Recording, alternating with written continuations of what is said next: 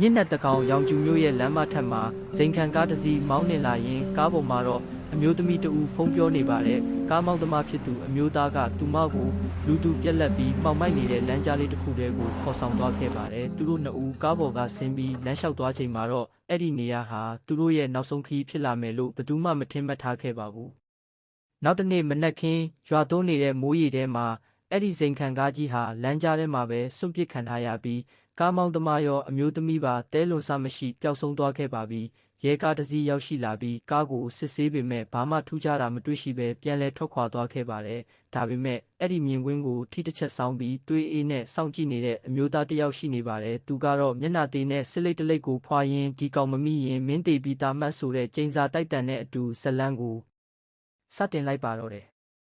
ဒီအမှုရဲ့နောက်ွယ်မှာတော့အမျိုးသမီးတွေကိုလိုက်လံပို့ဆောင်ပေးရတဲ့အနှိတ်ခမ်းပြည့်တစားလုပ်ငန်းလုပ်ကင်သူဂျွန်ဟိုအင်ဂျွန်ဟိုဆိုတဲ့အမျိုးသားတစ်ယောက်ရှိနေပါတယ်မကြသေးခင်ကတင်သူ့စီကမိန်းကလေးနှစ်ယောက်ဟာပတ်စံတွေအကျွေးတင်ပြီးထွက်ပြေးသွားတယ်လို့သူကယူဆနေပါတယ်အလုပ်ရှင်ဖြစ်သူဂျွန်ဟိုကတော့သူ့ရဲ့ငွေကြေးဆုံးရှုံးမှုတွေအတွက်ဒေါသတကြီးနဲ့ဖုန်းတကောက်ပြောဆိုနေပြီးသူ့ရဲ့တပည့်ဖြစ်သူကတော့မြို့ထဲကကားတွေမှာမိန်းကလေးတွေရဲ့ကြော်ညာကပ်ပြားတွေကိုလိုက်ကပ်နေရပါတယ်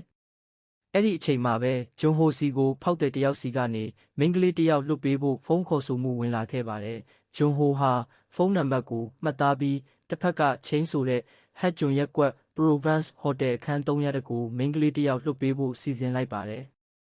ဒါပေမဲ့ဂျွန်ဟိုသတိမထားမိတာကတော့အဲ့ဒီချင်းဆိုတဲ့ဖောက်တီဟာအရင်ကပျောက်ဆုံးသွားတဲ့မိန်းကလေးတွေကိုခေါ်ဆောင်သွားခဲ့တဲ့ဖုန်းနံပါတ်2လူသက်သမားဖြစ်နေတာပါပဲမိန်းကလေးတယောက်ဟာဘာမှမသိပဲလူသက်သမားရှိရာအခန်းစီကိုရှောင်လန်းသွားပြီးတကားခောက်လိုက်တဲ့အချိန်မှာတော့အခန်းထဲမှာအမျိုးသားတဦးနဲ့မိန်းကလေးတဦးရှိနေပြီးအမျိုးသားဖြစ်သူကမိန်းကလေးရဲ့အသက်ကိုမေးမြန်းရာမိန်းကလေးက30လို့ပြန်လည်ဖြေကြားပါတယ်ထို့နောက်မိန်းကလေးကတန့်စင်ခန်းသွားဖို့ပြင်ဆင်တဲ့အခါအမျိုးသားကတားဆီးဖို့ကြိုးစားပါတယ်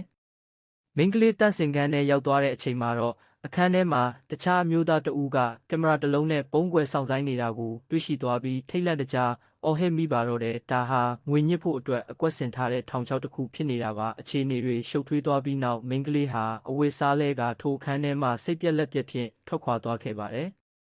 ထိုအချိန်မှာပဲအေဂျင့်ခေါင်းဆောင်ဖြစ်သူဂျွန်ဟိုယင်ဂျွန်ယိုကဟိုတယ်သို့ရောက်ရှိလာပါတယ်သူဟာအခန်းထဲမှာအမျိုးသားတွေချင်းချင်းရုံးရင်ဆန်ခတ်ဖြစ်နေတာကိုတွေ့ရှိပြီးဝင်ရောက်တားဆီးကအခန်းတွင်းရှိအမျိုးသားကိုရိုက်နှက်ဆုံးမှပြီးဒူးထောက်ခိုင်းကအခြေအနေကိုချက်ချင်းထိန်းချုပ်လိုက်ပါတယ်။ထို့နောက်ဂျွန်ဟိုနဲ့မိန်းကလေးတို့ကားတစ်စီးပေါ်မှာအတူတူလိုက်ပါလာရင်စကားပြောဆိုကြပါတယ်။မိန်းကလေးကသူမအနေနဲ့ဒီအလုပ်ကိုတကယ်ပဲစွန့်လွတ်တော့မှာဖြစ်ကြောင်းပြောကြပြီးကားပေါ်ကဆင်းသွားပါတယ်။ဂျွန်ဟိုကတော့ကားကိုဆက်လက်မောင်းနှင်ရင်သူ့စီမှာအလုပ်လုပ်တဲ့တခြားမိန်းကလေးတွေတယောက်ပြီးတယောက်အဆက်အသွယ်မရပဲထူးဆန်းစွာပျောက်ဆုံးနေတဲ့ကိစ္စကိုဖုန်းဖြင့်ဆွေးနွေးနေပြီးစိုးရိမ်ပူပန်မှုတွေမြင့်တက်နေပါတယ်။